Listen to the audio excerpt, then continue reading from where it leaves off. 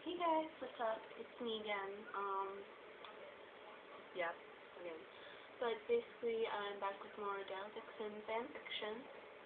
My ears finally popped, so like adjusting. And yes, I'm got a bed out here. I don't know if you can see it at the camera angle, or if you can even see me because I'm a total idiot.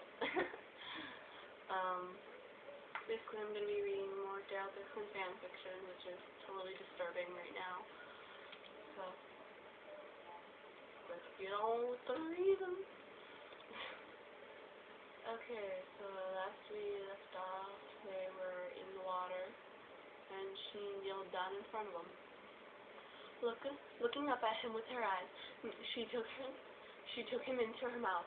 She used one hand to fondle his balls gently and sucked his dick like an expert porn star.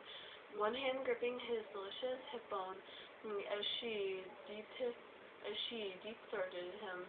Daryl simply leaned back and onto his elbows and moaned her name softly. She didn't want to send him over the edge, so she stopped after a few minutes. With his breathing completely erotic, he simply sat back, trying to get himself under control for a moment. As the silence rang out, she stood looking at his flawless body until he stood and turned her back to him and pulled her against his chest so she could feel his heartbeat in her spine, and her own heart skipped a beat as when he spoke through blah blah blah blah blah blah. When he spoke through gritted teeth. Bend over the rock. She did as she was told. He slid in quickly and completely.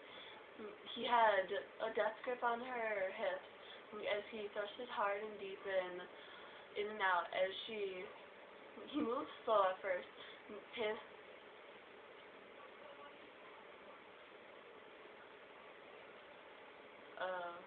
planting tiny kisses on her back ever so often. Then he quickened to a frozen pace, to a frenzied. Can't speak today. I'm sorry. I'm so sorry. I cannot speak today.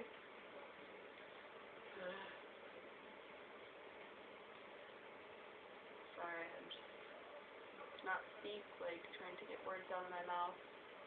La la la la. Then he quickened to a frenzied pace,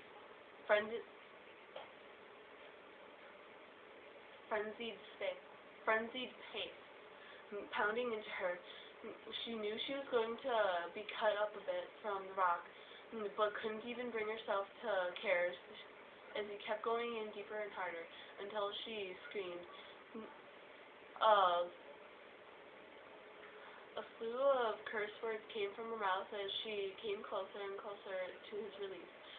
Daryl kept slowing down to make it last and hardcore. Flat out fucked her for a good hour before he was done for. With that animalistic growl that had almost done her before, he came hard and deep. She could feel every drop as she came well with a tree rattling scream.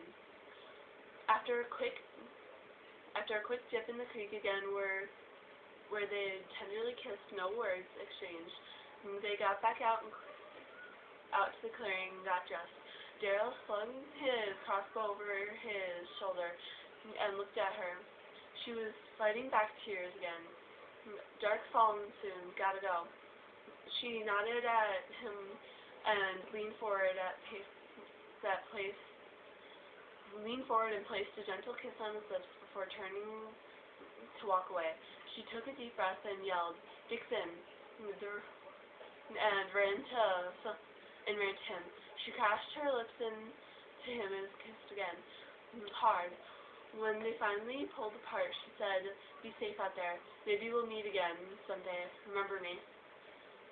Tears were pooling out, even his eyes now. "You'll be safe too, and maybe I'll always remember you." He walked away. He walked off quickly and was gone before he could see her collapse to the ground in tears. The end. Question mark. It's actually a question mark. I'm not joking. It's the end. But I really hope you enjoyed this, because I'm pretty sure there's more pages. Yep, there's 11 pages. Goody! I don't know how long we have, because if we're already about like 8 minutes, then I will just save this for the next video. Or we can go on to the next page now, so it depends. 6 minutes. We can get started on the next page. There you go.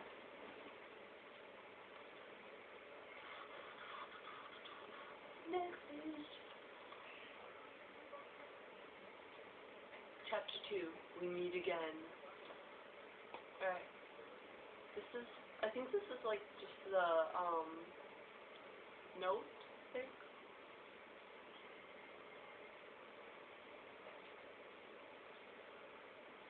Okay, never mind. Chapter 2. We meet again. She wandered back into her camp after darkness had fallen. She didn't even care anymore. A part of her had died when Daryl walked away. "Sweetie, are you okay? I was so worried," came a voice behind her. She turned around and immediately was pulled into a tight hug. Her best friend, Glenda, was in tears, but she couldn't even hug back. "I'm fine. I just got back late. Is all. Didn't see any geeks or anything. Let me go to bed, please." Glenda pulled back and looked at her friend quizzically. "Geeks? What the hell?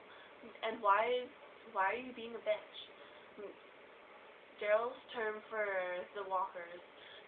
She hadn't even realized she had used it. "I mean walkers. I didn't see any walkers. Are Anna and Terry asleep already?" Glenda nodded. Yeah, they have watched tonight, so they went to bed for hours ago, assuring me you'd be back soon. I kind of just sat here and panicked alone for hours. Thanks for that. Now what the fuck is going on with you?" She went and sat on her folding chair by the fire. Glenda sat beside her. The group was very small, just the 4 lonely women fending for themselves. College friends.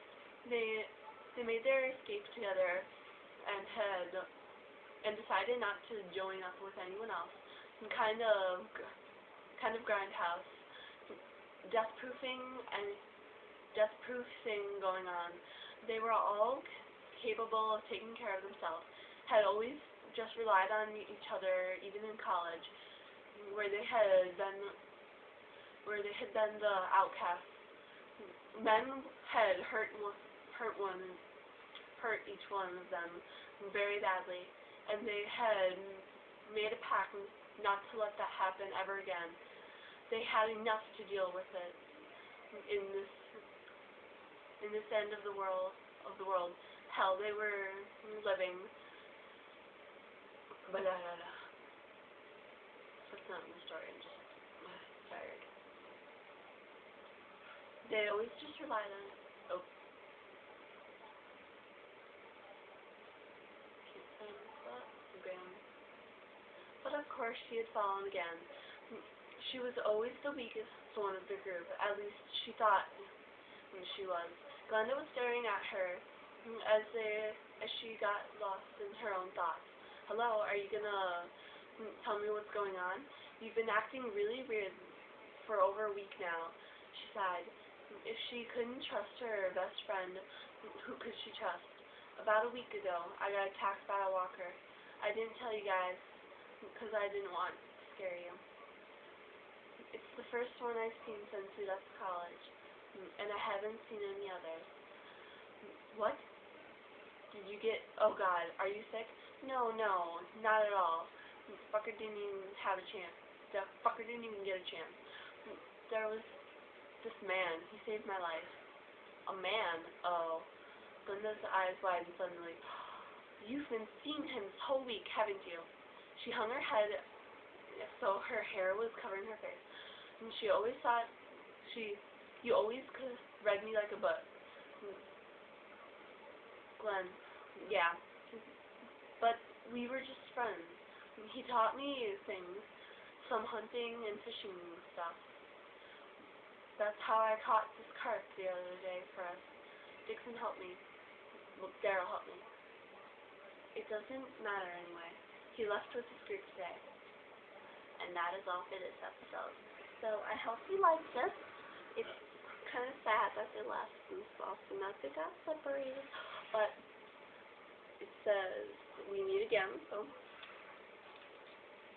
I'm hoping that they actually do meet again, which they will, obviously. But so hope you guys like this, and please subscribe down below. And hope to see you in the next episode. Have a good day. Bye.